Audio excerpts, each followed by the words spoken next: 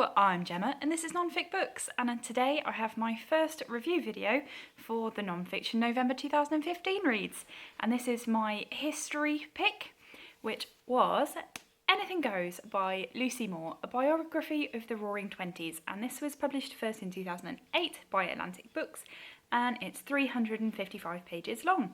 So it's a decent read, but it was very easy to read, so I flew through it in only a few days. This book is, as it says, it's trying to be a biography of the Roaring Twenties, and it's set in the States, which I'm not sure I would have picked this up if I knew that, because my interest in this time period definitely is more UK and Paris based, little bit of other parts of Europe, but overall it's not US based. So this was very, very new to me, and definitely not something I would have necessarily picked up if I hadn't already bought it. And Lucy Moore, I have a previous book by her, Liberty, which you can see up there, which is about 6 women in the French Revolution, and I found that a little bit hit and miss.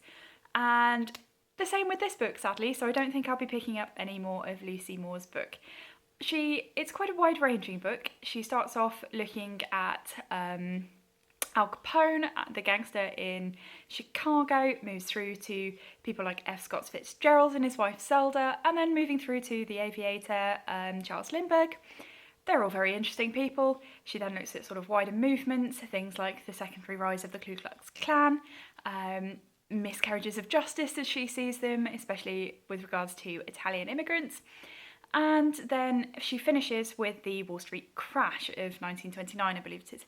And oh, she just really misses it here. If she'd have stuck to a sort of actually the Roaring Twenties side of it and the Bright Young Things, she probably would have managed to produce a really interesting book.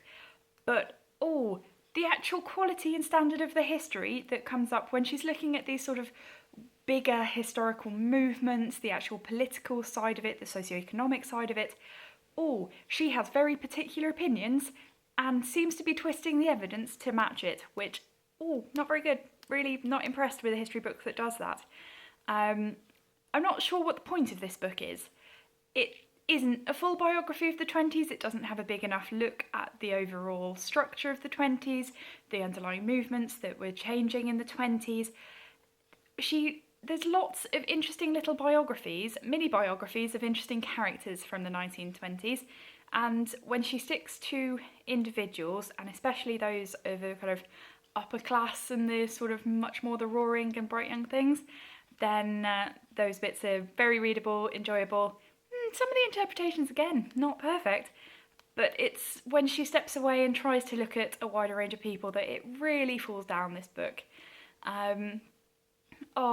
It's the one thing I have to say is it was interesting enough that I now want to read more about the US in the 1920s, so I suppose that's a good thing.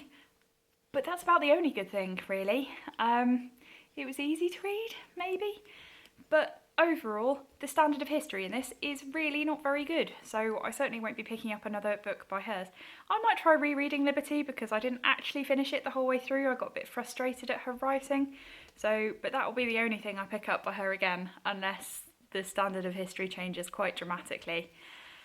Not the best start to Non-Fiction November 2015, sadly. The topic, really interesting. The book, not so much. There's got to be better books out here on the 1920s.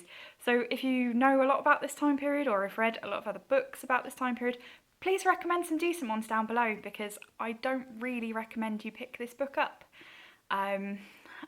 Bits of it were interesting enough, especially the celebrity parts, but yeah, overall, I wouldn't really recommend picking up this book, sadly. Hopefully, the other picks that I have this month are going to be better than this. I may actually try and pick up another history book so that there's a little bit more positiveness, hopefully, from the history section of this. But overall, don't read this book, sadly.